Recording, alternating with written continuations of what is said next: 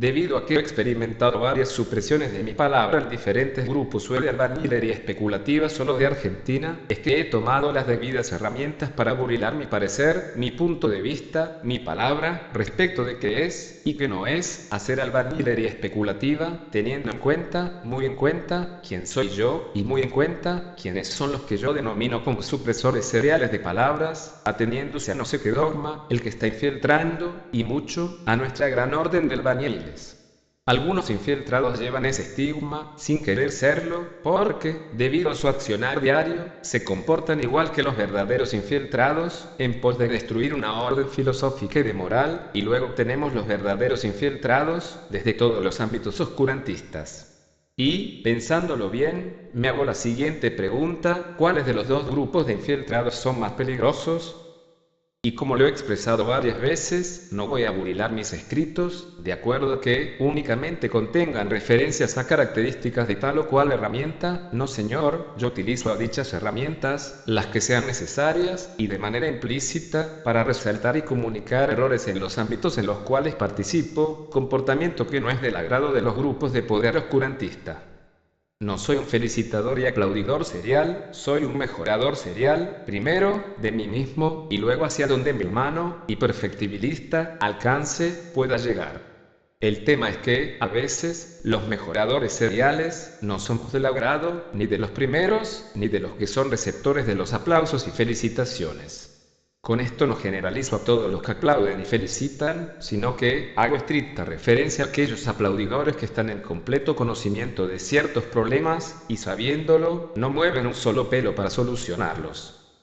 Primeramente, analicemos un poco, basándonos en la historia fundamental de nuestra orden, si en la albañilería operativa, la de aquellas corporaciones de albañiles medievales, hacían albañilería, es decir, se utilizaban las herramientas para construir, siempre basados en una idea preliminar, generadora de toda construcción subsiguiente. A toda idea, a todo diseño, a todo trazado arquitectónico, sea lo que sea que se intente crear, le prosigue una disposición temporal, espacial y mental para llevarlo a cabo, y un inmediato proceder para transformar en realidad las tres bases para que algo exista, ya sea en el macrocosmos como en el microcosmos, y dichas bases son la idea primigenia, el diseño y la posterior creación.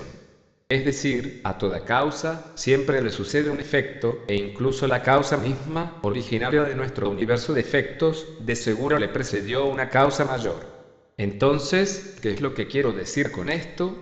Que a toda idea, siempre le precede una idea anterior, por más original y productiva que ésta sea, pero a la vez le sucede en un universo de creaciones, entendiendo la creación como procesos demigúrgicos, creativos barra destructivos.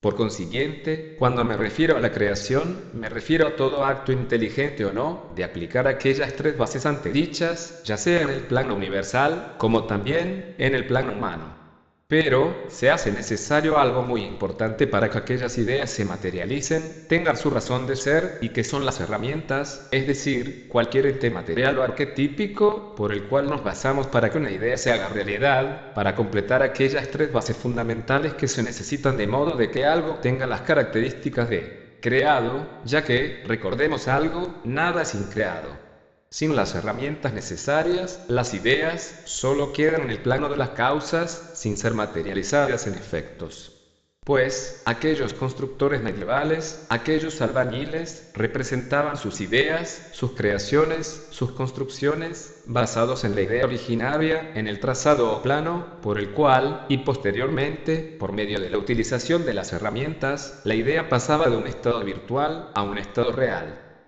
Cada uno de aquellos albañiles se valían de las herramientas que le correspondían, de acuerdo a su avance o retroceso, dentro del camino constructivo, por lo que, si ellos recibían herramientas más elevadas, para su completo entendimiento, aquellas podrían ser mal utilizadas, con el consiguiente desperdicio de tiempo que es la única pérdida que me imagino para un albañil, es como para un albañil operativo de hoy en día, que utiliza una mezcladora industrial, únicamente para obtener mezcla, para corregir mínimas imperfecciones en una pequeña pared, en lugar de preparar dicha mezcla en un pequeño balde con el uso de la cuchara. Otra herramienta imprescindible, no solo de unión, de transformación de elementos inútiles y separados, en uno homogéneo y útil, sino que también, de corrección de imperfecciones.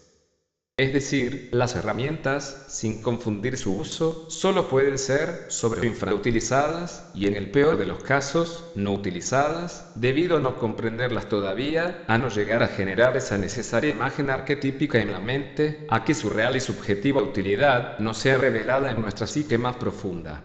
Pero también está la posibilidad de mal utilizar una herramienta, con lo que, sin causar confusión y ruido mental, no se generará creación alguna, pero sí podrá haber destrucción.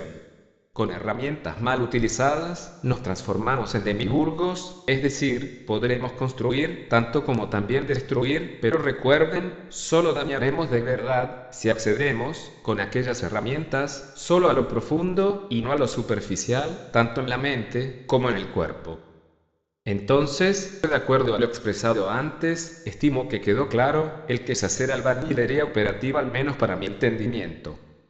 Ahora sí, analicemos, respecto de lo anteriormente expresado, que parte de la albañilería especulativa, esa albañilería en la que hoy en día estamos trabajando todos los hermanos constructores, actos aquellos que se corresponden con hacer albañilería, tanto como los actos que se relacionarían con eventos meramente profanos.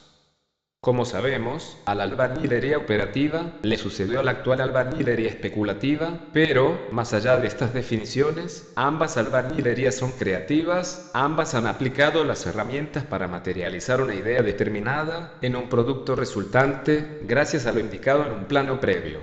Idea, planificación y creación.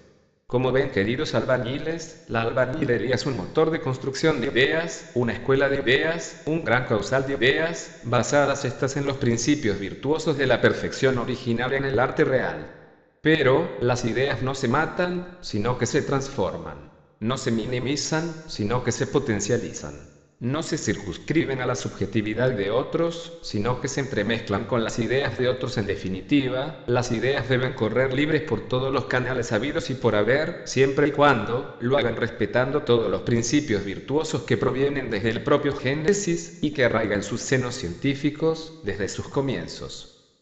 La albañilería misma es el resultado de una idea con mayúsculas. Entonces, como me considero un defensor acérrimo de lo antedicho con todas mis falencias por supuesto, y desde mucho antes de ingresar a esta maravillosa escuela de ideas, me siento en la obligación de solicitar a algún otro albañil, con más experiencia en la albañilería que yo, que me pueda ayudar a comprender el porqué, dentro de grupos web argentinos pero también en la vida real que se corresponden a nuestra gran orden de albañiles, las ideas son frenadas, o se intentan minimizar, o en algunos casos, desechar, porque conllevan cierto contenido semántico y no psicológico que pueda afectar a otros.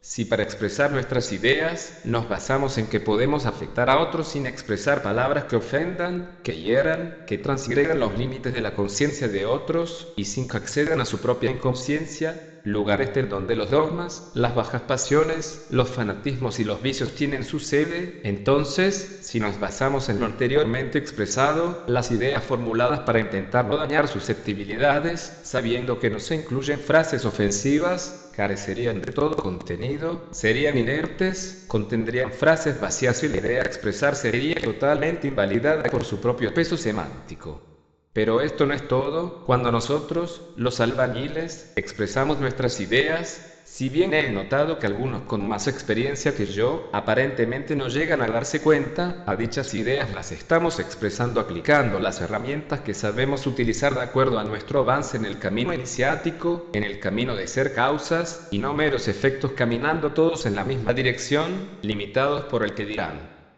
Así como nuestros hermanos operativos, también nosotros, los especulativos, utilizamos las debidas herramientas para expresarnos en el mundo de las ideas para que éstas tengan un efecto positivo en el mundo de las apariencias, pero tampoco dichas herramientas nos deben limitar en la consecución de nuestra creación.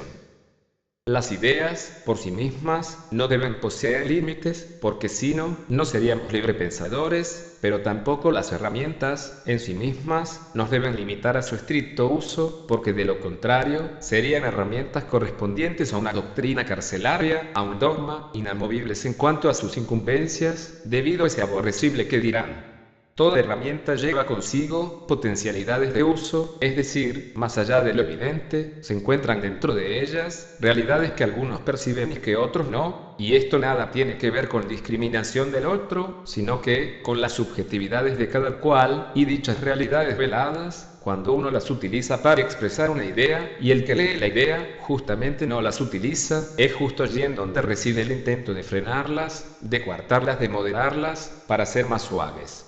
Las ideas no se suprimen por el simple e inofensivo hecho de que el que las lea no alcance a comprender del todo la manera en que el escritor y locutor utilizó las herramientas para expresar dicha idea, debido a que el conocimiento diferente de las herramientas, por no decir, el problema, se encuentra en el que lee o escucha la idea, y no en el que la transmite, ya que éste utiliza las herramientas de una manera subjetiva, por lo que, para uno es claro, para el otro todavía no lo es, o bien, solo es una correspondencia entre percepciones diferentes de una misma realidad arquetípica. De cualquier manera, y teniendo siempre presente, y desde mucho antes de ingresar a nuestra querida Orden de Albañiles, de que en templo no se tratan temas políticos, religiosos, u otros que accedan al inconsciente dogmático, más allá de temas basados en una perspectiva científico, albañilería y especulativa, seguiré sosteniendo que las ideas no son pasibles de esconder dependiendo de su semántica, sino que las debemos transformar entre todos.